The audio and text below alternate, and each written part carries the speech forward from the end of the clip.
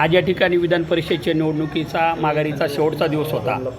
या ठिकाणी आमच्या इगतपुरी त्र्यंबक मतदारसंघाचे आमदार खोसकर साहेब या नाशिक महानगरीचे उपमहापौर विलास अण्णा शिंदे तसेच आमचे राज्याचे आमच्या राष्ट्रवादी काँग्रेसच्या प्रदेशाध्यक्षा सुमित्रा वहिनी पवार यांचा आम्हाला फोन आला, प्रदेशाध्यक्ष तटकरे साहेबांचा फोन आला, नामदार भुजबळ साहेबांचा फोन आला, आपल्या राज्याचे उपमुख्यमंत्री एकनाथ शिंदे साहेबांचा फोन आला, खासदार श्रीकांत शिंदे साहेबांचा फोन आला, उद्योगमंत्री उदय सामंत साहेब आणि दादाजी भुसे साहेब माझ्या घरी आले होते स्वतः आणि त्यांनी सगळ्यांनी विनंती केली होती की महायुतीचा धर्म पाळला पाहिजे।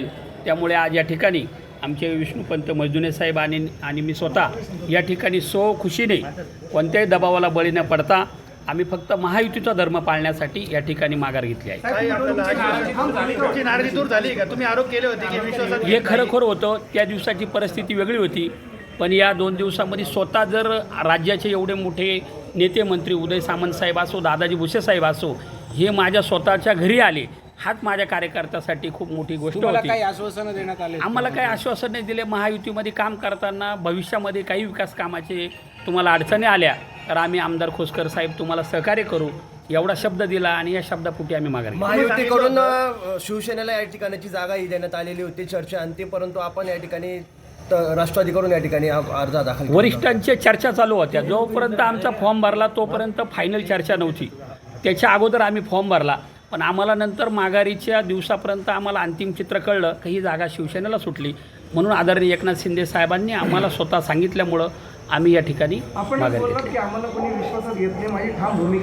1 तारखेची परिस्थिती वेगळी होती, आज 4 तारीख आहे, 3 दिवसामध्ये परिस्थिती बदलली। तुम्हाला हेच सांगतो, स्वतः मंत्री महोदय आमच्या घरी आले आणि त्यांनी आमची समजूत काढली, म्हणजे महायुतीला भविष्यामध्ये तुम्ही महायुतीचे एक राष्ट्रवादी काँग्रेसचे पदाधिकारी म्हणून तुम्हाला आम्ही सहकार्य करू विकास कामांना, म्हणून आम्ही फॉर्म भरताना तुम्ही वरिष्ठांची चर्चा केली होती का?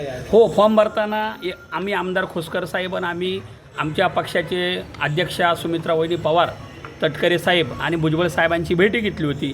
त्यांना आम्ही विनंती केली होती की आम्ही फॉर्म भरतो, भविष्यात तुमच्या वाटाघाटीमध्ये शिवसेनेला जर जागा सुटली तर त्यावेळेस तुम्ही आदेश द्याल, त्या आदेशाचं आम्ही पालन करू। काही आश्वासन दिलं आहे का पक्षाकडून? काय आश्वासन? पक्ष काय नाही, भविष्यामध्ये जिथं संधी येईल त्या संधीचं तुम्हाला आम्ही योग्य न्याय देऊ असा फक्त पक्षश्रेष्ठींनी शब्द दिला।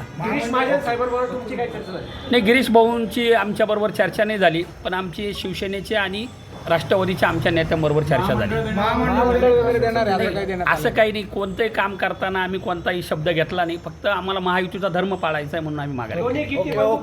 तुमचं समाधान आहे का ना? तुम्ही जी नाराजी व्यक्त केली होती त्यांच्या भेटीनंतर तुमचं समाधान झालं आहे का? समाधान झालं म्हणूनच माघार घेतली।